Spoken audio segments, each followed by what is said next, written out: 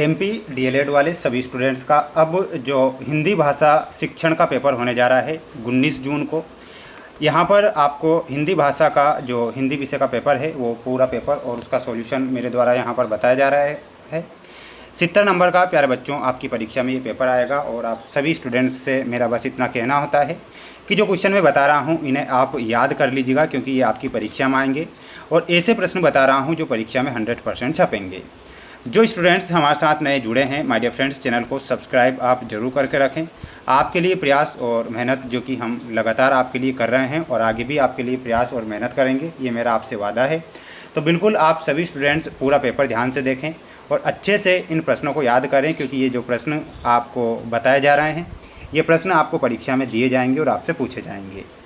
जैसा कि आप क्वेश्चन आपकी स्क्रीन के सामने देख रहे हैं कि ध्वन्यात्मक शब्दों द्वारा विचारों का प्रकटीकरण ही भाषा है, यह परिभाषा किसके द्वारा दी गई थी? प्यारे विद्यार्थियों, ये जो परिभाषा दी थी ये स्वीट ने ये परिभाषा दी थी कि ध्वन्यात्मक शब्दों द्वारा विचारों का प्रकटीकरण ही भाषा है। ये परिभाषा जो थी स्वीट की थी, तो यहाँ पर आपको स्वीट करेक्ट उत्तर के रूप में याद रखना है।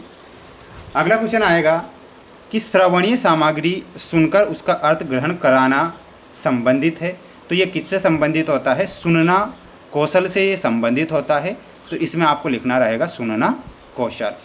सभी मेरे प्यारे भैया बहन वीडियो को लाइक कर चैनल को सब्सक्राइब जरूर करिएगा। रिजल्ट से रिलेटेड जो जानकारियाँ भी रहेगी तो वो भी मैं आपके लिए लाता रहूँगा कि आपका रिजल्ट कब आएगा, तो वो सारी जानकारी बता दी जाएगी। मौन वाचन से क्या आशय होता है? तो प्यारे विद्यार्थियों, मौन वाचन से आशय होता है बिना बोले पढ़ना। क्या होता है? बिना बोले पढ़ना। पाठ योजना के अंतर्गत प्रस्तावना के प्रश्नों का स्वरूप बताना है, तो यहाँ पर जो स्वरूप होगा वो कैसा हो जाएगा? सरल से कठिन की ओर, पूर्व ज्ञान पर आधारित हो या जिज्ञासा उत्पादक हो। तो यहाँ यानी कि ऑप्शन उपयुक्त सभी आपको करेक्ट करना है, तीनों ही ऑप्शन हमें सही दिए गए हैं। अगला क्वेश्चन आएगा, ध्यान से देखें कि व्याकरण शिक्षण की किस प्रणाली में छात्रों को पहले नियम बता दिए जाते हैं? यानी कि व्याकरण शिक्षण की किस प्रणाली में छात्रों को पहले ही नियम बता दिए जाते हैं? तो इसमें आपको ध्यान रखना है निगमन प्रणाली में। कौन सी प्रणाली में? तो यहाँ पर आंसर हो जाएगा आपका निगमन प्रणाली। अब बढ़ेंगे अगले क्वेश्चन की ओर, जैसा कि आप अगला क्वेश्चन देख सकते हैं और आप पढ़ सकते हैं। भाषा शब्द की उत्पत्ति संस्कृत के कौन से शब्द से होती है? तो यहाँ पर आपको लिखना है ये भाष शब्द से होती है, तो यहाँ पर लिखना है भाष शब्द। अपने भावों एवं विचारों को शुद्ध व सार्थक शब्दों में प्रकट करना कहलाता है, तो वो क्या कहलाता है? वो अभिव्यक्ति कहलाता है। यहाँ पर आपको आंसर के रूप में क्या लिखना है? अभिव्यक्ति यहाँ पर लिखना रहेगा। समझने की क्षमता का मूल्यांकन पढ़ने के बाद आता है, तो यहाँ पर आपको क्या लिखना है? बाद। रामचरितमानस, कामायनी, साकेत ये प्रमुख क्या है? तो ये प्रमुख महाकाव्य हैं, यहाँ पर आपको लिखना है महाकाव्य। के अनुसार भाषा की विशेष प्रकार की रचना का वर्णन व्याकरण है, तो डॉक्टर स्वीट के अनुसार, तो यहाँ पर आपको क्या लिखना है? डॉक्टर स्वीट आपको यहाँ पर लिखना है। अब आप इसका एक स्क्रीनशॉट यहाँ से ले सकते हैं। इसके बाद हम बढ़ेंगे हमारे अगले क्वेश्चन की ओर जो परीक्षा में आपको दिया जाएगा। क्वेश्चन आप देख सकते हैं आपकी स्क्रीन के सामने क्वेश्चन आ चुके हैं। निम्नलिखित प्रश्नों का उत्तर एक वाक्य में दीजिए में आपसे प्रश्न पूछा जाएगा कि हिंदी के वर्ण कौन सी लिपि में लिखे जा सकते हैं? तो प्यारे विद्यार्थियों, हिंदी के जो वर्ण होते हैं वो देवनागरी लिपि में लिखे जाते हैं, तो यहाँ पर आपको लिखना है देवनागरी। अगला है, छात्र अपने अनुभवों को सुनता है, इसमें कौन सा कौशल निहित होता है? तो यहाँ पर आपको लिखना है वाचन का कौशल। ठीक है, तो यहाँ पर आपको क्या लिखना है? वाचन कौशल। अगला है, ध्वनि साम्य विधि का एक उदाहरण दीजिए।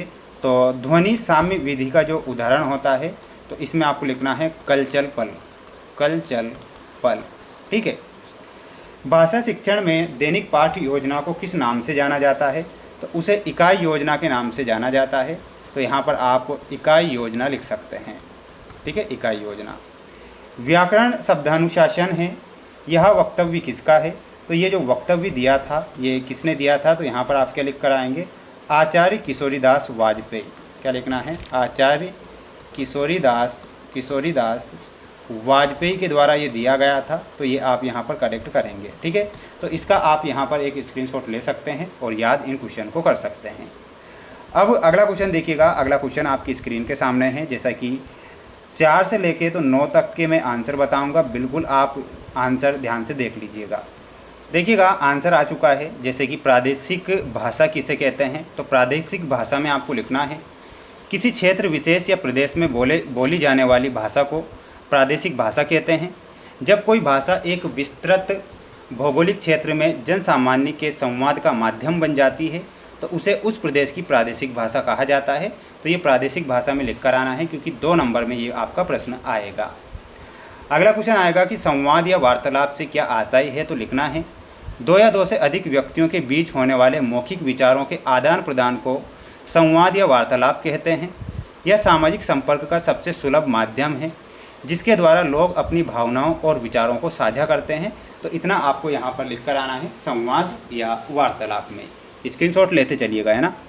अगला क्वेश्चन देखिएगा कि वाचन मुद्रा से क्या आप समझते हैं, तो लिखना है वाचन समय शरीर की स्थिति, बैठने या खड़े होने का ढंग और चेहरे के हाव भाव को वाचन मुद्रा कहते हैं।